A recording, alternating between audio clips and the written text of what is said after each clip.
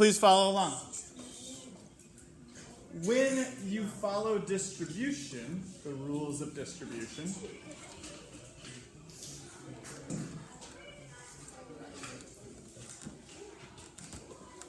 there are too many 7th graders who are being disrespectful and talking during instruction time. There's probably 5 people who are constantly impacting my ability to teach by having conversations. Opal, I am doing instruction. Right now you need to not be doing that when I'm instructing. And that's usually the case. Okay. Tabor, can you turn your body so you can face the screen? So, distribution, back to this. You just multiply what's outside the parentheses only by the things inside. Adam, do you need to step out? I think. You got one more chance and then you got 9 times 7 is 63.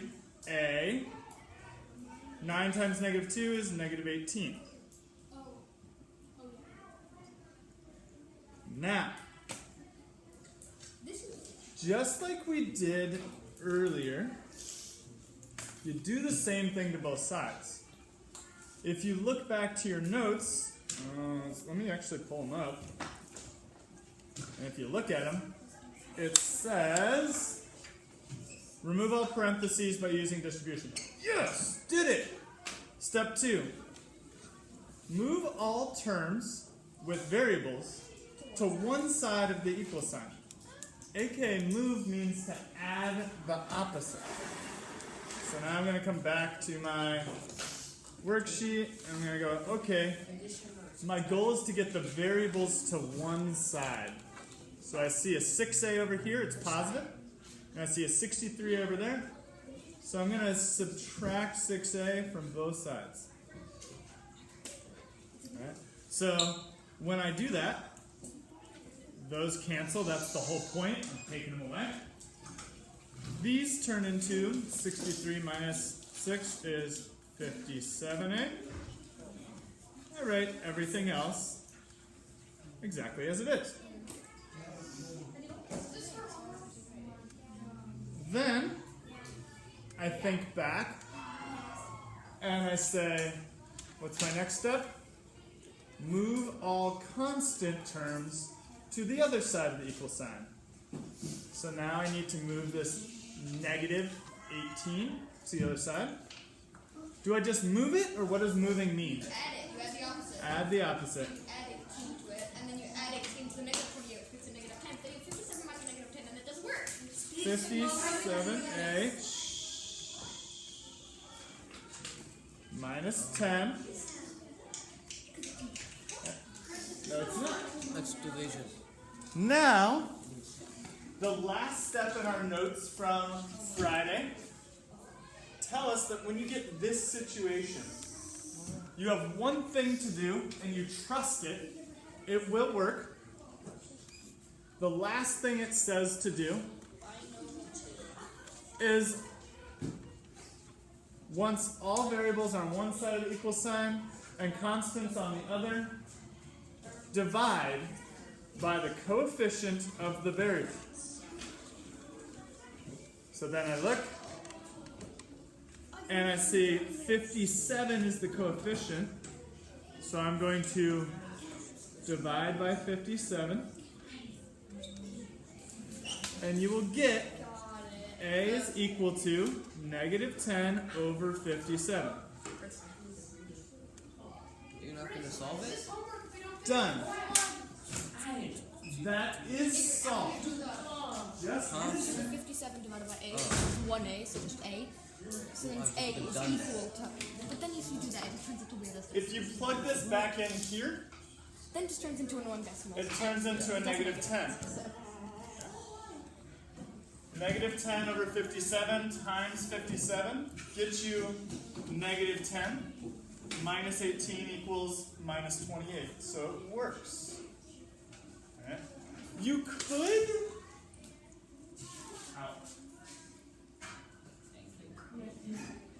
You could actually do the 10, make it negative, divided by 57, and get the decimal.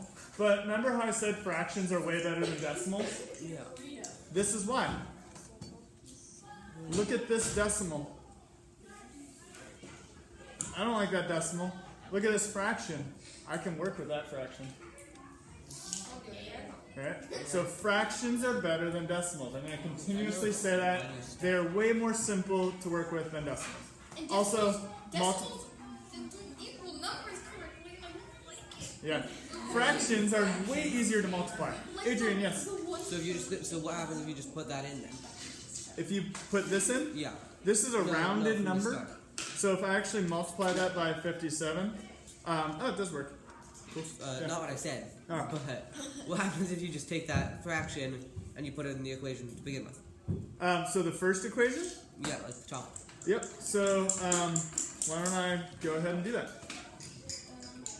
It will be a little bit more complicated than maybe you're used to, but it will work. So Just do 9 times 7a minus 2 equals negative 28 plus 6a. Right? So distribute, you get 63a. Oh wait, we're gonna, no, sorry. 63 times negative 10 over 57, right? Dyslexia, I'm flipping things. Minus 2 equals negative 28 plus 6 times negative 10, 57. Right? Now, you have the choice. You can multiply these terms, which is going to be negative 630 over 57 minus 2 equals minus 28 minus 60 over 57. Leave it as a fraction. Add 60 over 57. And I'm just doing this to kind of prove it. If you add 60 to minus 630, you get negative 570 over 57 minus... Oh, I forgot to distribute the 9 to the 2. This should be 18.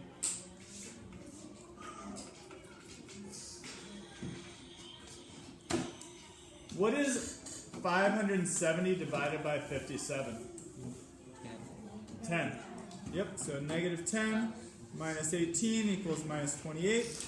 Minus 28 equals minus 28. Cool? Yeah. Thanks for asking. It's a little bit complicated because you do have to be comfortable with fractions. And adding a positive fraction to a negative fraction, you got to be real comfortable with those negatives, how they add to get you a negative 570. Okay. So I went over that to show you that it's possible and also encourage you to be comfortable with fractions. Okay? Please, everybody, with your instructions, do this. Cross off, round your answer to the nearest hundredth, and say, leave answers as fractions. Almost all of them, if not all of them, will end up as fractions. Let me double check. 2 of them will not be fractions. 2 and 3.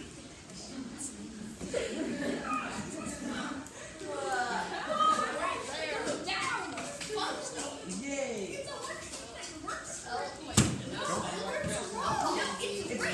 All right.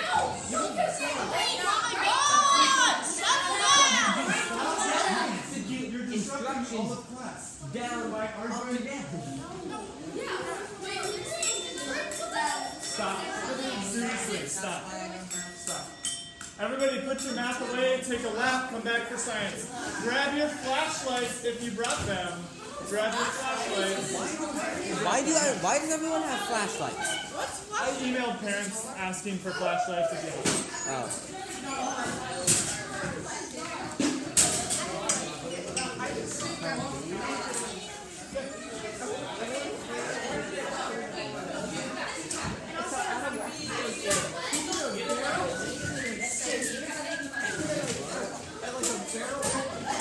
Math away, take a lap, come back, science.